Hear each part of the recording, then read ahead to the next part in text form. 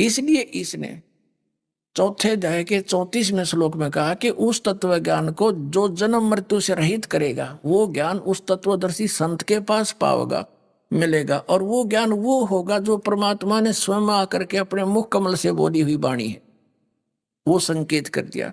अब गीता जी अध्याय नंबर 15 के श्लोक नंबर 1 में ये स्पष्ट कर दिया है कि तत्वदर्शी संत की पहचान क्या होगी। ये उल्टा लटका हुआ संसार रूपी वृक्ष है, ऊपर को जड़, नीचे को तीनों गुण रूपी शाखा। गीता जी अध्याय नंबर 15 के श्लोक नंबर 1 से लेकर 4 तक का निष्कर्ष बताता है ये दास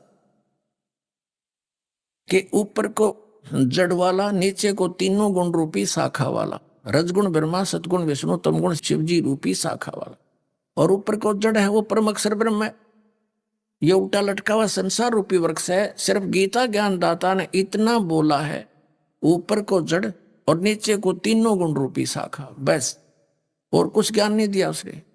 तो इस उल्टे लटके हुए संसार रूपी वृक्ष के सभी विभागों को जो बता देगा, स वेदवित ऊर्ध्व मूलम अधः शाखम अश्वथ प्राहु अवयम छंदासी यस्य प्रणानी ये तम वेद स वेदवित। इसने सिर्फ इतना कहा, ऊपर को जड़ है और ये संसार रूपी पीपल का वृक्ष कहा जाता है अविनाशी, और इसके नीचे को शाखा है। फिर दूसरे श्लोक में कहा कि तीनों गुण रूपी शाखा, गुण प्रवर्धा, तीनों गुण रूपी जो शाखा है, ये रजगुण ब्रह्मा, सतगुण विष्णु, तमगुण शिव जी, इतना ज्ञान दिया इसे। और बाकी छोड़ दिया कि तत्वदर्शी संत बताएंगे। यहां वो भी तत्वदर्शी संत की पहचान बता दी कि उल्टे लटके हुए संसार रूपी वृक्ष के सभी विभागों को जो अलग भिन्न भिन्न करके बताएगा, स वेदवित, वो तत्वदर्शी संत है। अब परमात्मा ने 600 वर्ष पहले आकर के ज्ञान दिया था कबीर देव जी, कबीर परमेश्वर जी ने, कि अक्षर पुरुष एक पेड़ है और सर पुरुष वाकी डार और तीनों देवा शाखा है, ये पात रूप संसार।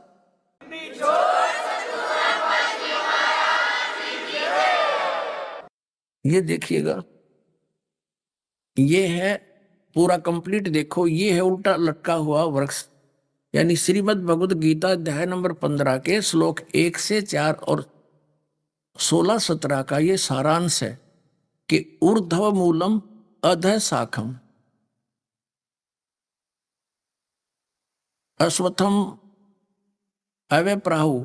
ये अश्वत्थ यानी अविनाशी पीपल का वृक्ष समझो, संसार रूपी वृक्ष समझो। और छंदासी यस्य प्रणानी, छंद माने विभाग होता है, छंद माने डिवीजन, अलग अलग विभाग। जो इन विभागों को जानता है वो तत्वदर्शी संत है। अब जैसे जमीन से बाहर जो दिखाई देता है वो पेड़ कहलाता है, ये गुप्त है। तो पूर्ण परमात्मा समझो सबका जनक है, पूर्ण परमात्मा सबका उत्पत्ति करता है, तीनों लोकों में प्रवेश करके सबका धारण पोषण करने वाला है। वो परमात्मा तो गुप्त है, वो तो छुपा हुआ प्रोक्ष है, वो अभी तक किसी की बुद्धि में नहीं आया। तो परमात्मा स्वयं आए, बता करके आज इस दास पे कृपा करी, उस मालिक के दिए हुए ज्ञान को उसके बच्चों तक सुलझा के समझा के उनके रूबरू कर दूं। कबीर साहब ने कहा है कि नौमन सूत उलझिया ये ऋषि रहे झकमार, और सतगुरु ऐसा सुलझा दे उलझे न दूजी बार।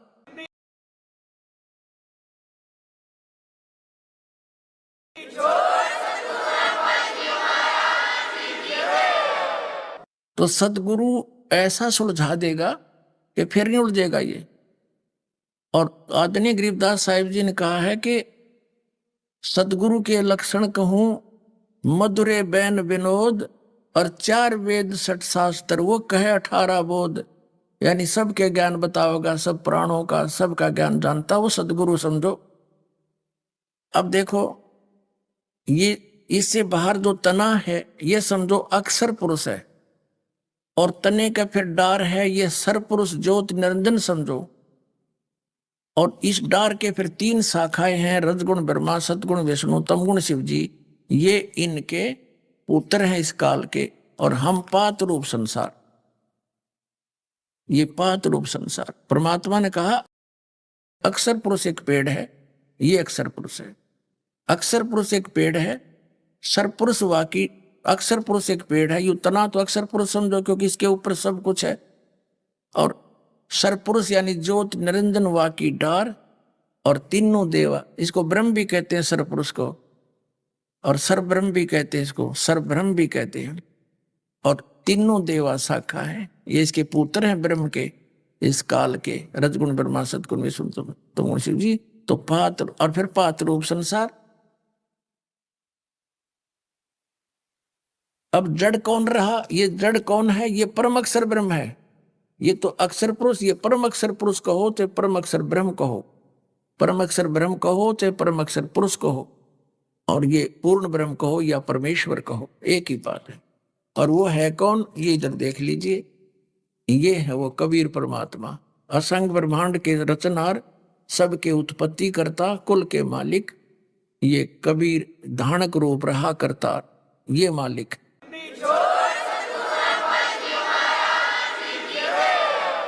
अब जो प्रसंग चल रहा है उसी पर आते हैं। इसमें क्या बताया है? यजुर्वेद के अंदर गीता ज्ञान दाता कहता है कि मेरा तो एक ओम अक्षर है, नथिंग एल्स। और ब्रह्मलोक में गए हुए प्राणी भी जन्म मृत्यु का आते, ये खुद कहता। फिर गीता जी अध्याय नंबर 15 के श्लोक नंबर 1 से लेकर 4 में 16 और 17 में स्पष्ट किया है। और ये बताया है कि इनके सभी विभागों को जो बताता है स वेदविद, वो वेद के तात्पर्य को जानने वाला है, वो तत्वदर्शी संत है। एक बार फिर देख लीजिए गीता जी को। ये है पंचदशो अध्याय 15वां अध्याय श्रीमद् भगवत गीता का। तो यहां इसको प्रथम श्लोक में क्या बताया है कि ऊर्ध्व मूलम अधः शाखम अश्वत्थम प्राहु अव्यम छंदासी यस्य प्रणानी ये तम वेद स वेदविद। यहां क्या बताया है कि ऊर्ध्व मूलम, इसका लिखना था आदि पुरुष परमेश्वर मूल वाले। ऊर्ध्व माने ऊपर को, मूल वाला, वो तो आदि पुरुष परमेश्वर है। मूल तो इस संसार रूपी वृक्ष का यानी परम अक्षर ब्रह्म है, सचिदानंद घन ब्रह्म है। अधः शाखम, नीचे को शाखा, ये गलत अनुवाद किया। अधः माने नीचे होता है। इन्होंने स्वयं ये अधः और अधः दो बार लिखा है, 2 नंबर श्लोक में 15वें अध्याय के। और यहां अनुवाद किया इन्होंने, अधः माने नीचे, अधः माने नीचे, बिल्कुल ठीक किया। यहां ये विचलित हो गए। हम फिर आगे 15वें अध्याय के प्रथम श्लोक में इन्होंने ऊर्ध्व मूलम लिखना था, ऊपर को जड़ वाला, आदि पुरुष परमेश्वर रूपी ऊपर को जड़ वाला, ये समझो। और अधः शाखम, नीचे को शाखा वाला, ये संसार रूपी पीपल के वृक्ष को अविनाशी कहते हैं, वेद जिसके पत्ते कहे गए हैं, ये लिखना था। छंद सभी विभागों को जो बताए गए हैं उनको कहे गए हैं। तम मन उस संसार वृक्ष को, ये माने जो व्यक्ति मूल से लेकर पत्तों तक, जड़ से लेकर पत्तों तक तत्व से जानता है, स वेदविद, वह वेद के तात्पर्य को जानने वाला है, अर्थात वो तत्वदर्शी संत है। ये पहचान बता दी। अब यहां लिखा कि तत्वदर्शी संत के मिलने के पश्चात तीसरे श्लोक में लिखा है, गीता ज्ञान दाता कहता है 15वें अध्याय के तीसरे श्लोक में कि इसका ना तो कोई अंत है ना आदि, मुझे मालूम नहीं। इस संसार वृक्ष का स्वरूप जैसा कहा है वैसा यहाँ विचार काल में, यानी तेरे मेरे गीता जी के विचार विमर्श में, डिस्कशन में मैं नहीं बता पाऊंगा, क्योंकि इसका न ऐसा नहीं पाया जाता जो मैं नहीं बता पाऊंगा, क्योंकि न तो इसका आदि है न अंत, यानी इसको पता नहीं इसका, इसलिए कह रहा है। तथा इसकी ना अच्छी प्रकार कोई सतिथि है, ये स्वयं परिचित नहीं है। जिसने रचना रची है उसने तो ठीक बताया आकर के। इसलिए इस सुविरूढ़ मूलम, यानी ऊपर के जो मूल भगवान के जो लोक हैं वो तो बिल्कुल अविनाशी हैं, इसलिए अति दृढ़ मूल वाले, ये वासना उसना नहीं। अश्वत्थम माने पीपल के वृक्ष को, इस सारे संसार के ज्ञान को, दृढ़ेन असंख्य शस्त्रेन छित्वा, संस्कृत पढ़ेंगे तब ये इनकी अंग्रेजी समझ में आओगी। इन्होंने कहा कि इस दृढ़ेन माने दृढ़ वैराग्य रूप शस्त्र द्वारा काट कर नहीं, तत्व ज्ञान रूपी शस्त्र द्वारा काट कर, अर्थात इस ज्ञान को समझकर उसके पश्चात 15वें अध्याय के 4 श्लोक में। इसमें कहा कि उसके पश्चात परमेश्वर के परम पदरूप परमेश्वर को भली भांति खोजना चाहिए, जिसमें गए हुए पुरुष यानी साधक फिर लौटकर संसार में कभी नहीं आते, और जिस परमेश्वर से इस पुरातन संसार वृक्ष की प्रवृत्ति विस्तार को प्राप्त हुई है, अर्थात जिसने इन सारे ब्रह्मांडों की संसार रूपी वृक्ष की रचना की है, उस आदि पुरुष नारायण के मैं शरण हूं।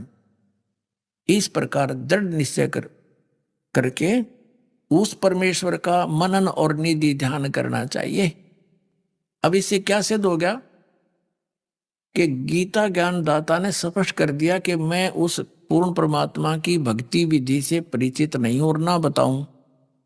उसके लिए तत्वदर्शी संतों को खोज लो, वो तत्व ज्ञान से परिचित होंगे। फिर तत्वदर्शी संत की प्राप्ति के पश्चात परमेश्वर के उस परम पद की खोज करनी चाहिए, जहां जाने के बाद साधक फिर लौटकर कभी संसार में नहीं आते। और ये खुद कहता है, अर्जुन तेरे और मेरे बहुत जन्म हो चुके, तू नहीं जानता मैं जानता हूं। इससे सिद्ध है कि गीता ज्ञानदाता ब्रह्म है। ये बताता 8वें अध्याय के 13वें श्लोक में कि मेरा एक ओम अक्षर है, नथिंग एल्स। तो इस ओम नाम के जाप से जन्म मृत्यु सदा बनी रहेगी। इसलिए इसने कहा है कि उस परमात्मा की भक्ति कर, उस परम अक्षर ब्रह्म की भक्ति कर, उस तत्वदर्शी संत से ये ज्ञान प्राप्त कर।